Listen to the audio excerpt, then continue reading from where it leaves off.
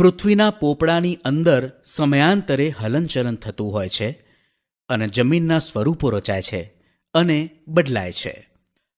આવો અનુભવ આપણને ભૂકંપના આંચકાઓ દ્વારા તો ક્યાંક જ્વાળામુખી કે સુનામી જેવી ઘટનાઓ દ્વારા થાય છે. આ હલનચલનથી પર્વત, ઉચ્ચ પ્રદેશ કે ફાટખીણની રચના થાય છે. તે ઉપરાંત નદી, હિમનદી, પવન, સમુદ્રના મોજા જેવા કુદરતી બળોના લીધે ધોવાણ અને નિક્ષેપણ ક્રિયા દ્વારા ઘસારણના મેદાનો, કાંપના મેદાનો, ખીણો અને કોતરોની રચના થાય છે. પૃથ્વી સપાટીનો અમુક ભાગ ચોક્કસ ઊંચાઈ, ઢોળાવ અને આકાર પ્રાપ્ત કરે છે ત્યારે તે ભૂમિ સ્વરૂપ કહેવાય છે. ભૂમિ સ્વરૂપના મુખ્ય પ્રકાર: પ્રદેશની ઊંચાઈ પ્રમાણે જમીન ભાગોને પર્વત, ઉચ્ચ પ્રદેશ, મેદાન વગેરે નામથી ઓળખવામાં આવે છે. સમુદ્ર સપાટીથી લગભગ 900 મીટરથી વધુ ઊંચાઈ ધરાવતા તેમજ ઓછા કે તીવ્ર ઢોળાવ અને સાંકડા શિખરો ધરાવતા વિસ્તારને પર્વત કહે છે.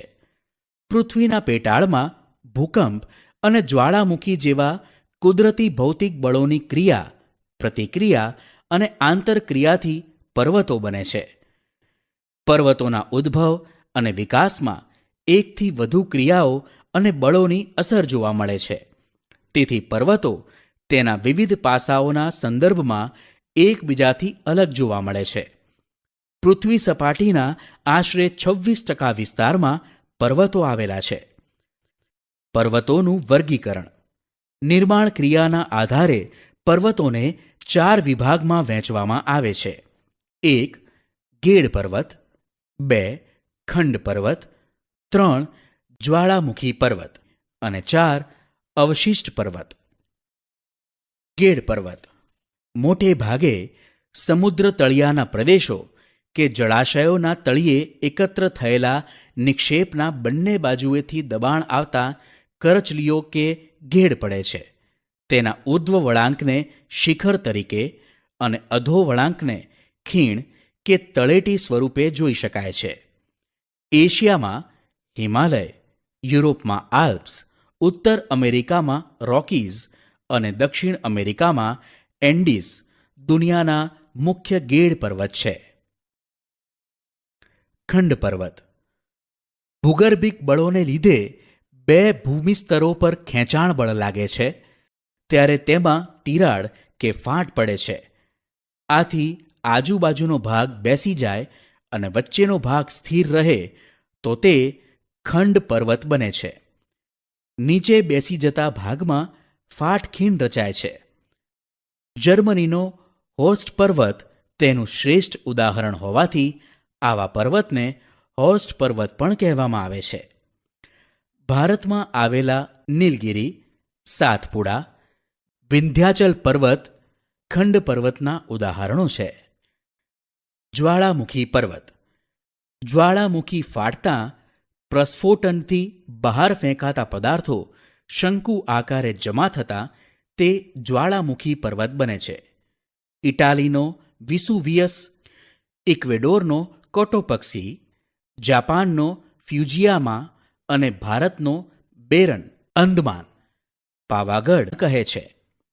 નિક્ષેપણના મેદાન: નદી, હિમનદી, પવન વગેરે પરિબળો દ્વારા પથરાયેલ કાંપના નિક્ષેપણથી સરોવર કે સમુદ્ર જેવા કોતરો ભરાવાથી આવા મેદાનનું નિર્માણ થાય છે. તેથી તેને નદીકૃત કે કાંપના મેદાન પણ કહેવામાં આવે છે.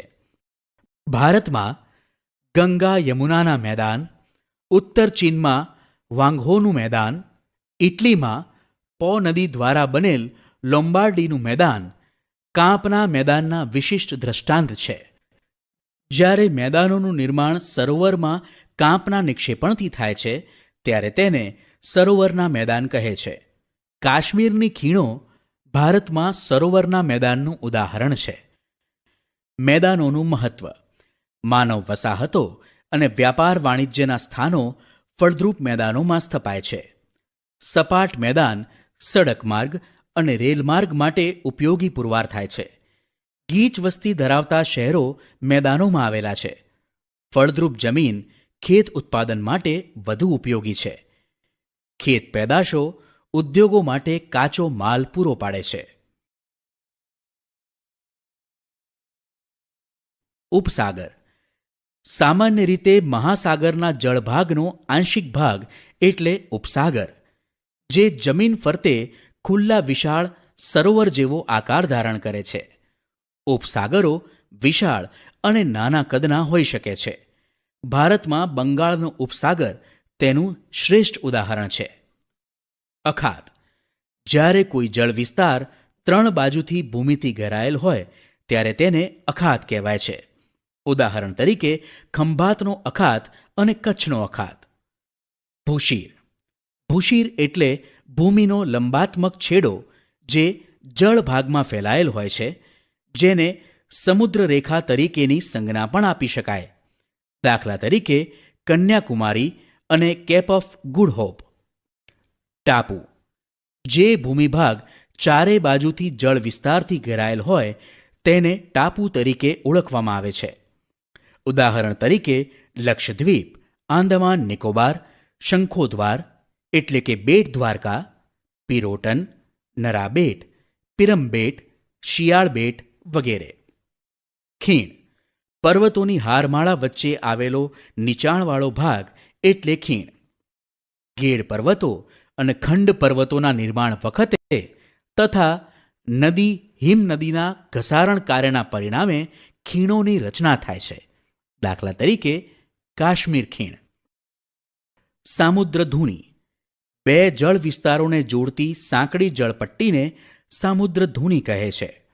ઉદાહરણ તરીકે પાલ્કની સામુદ્રધુની ભારત અને શ્રીલંકા વચ્ચે આવેલી છે.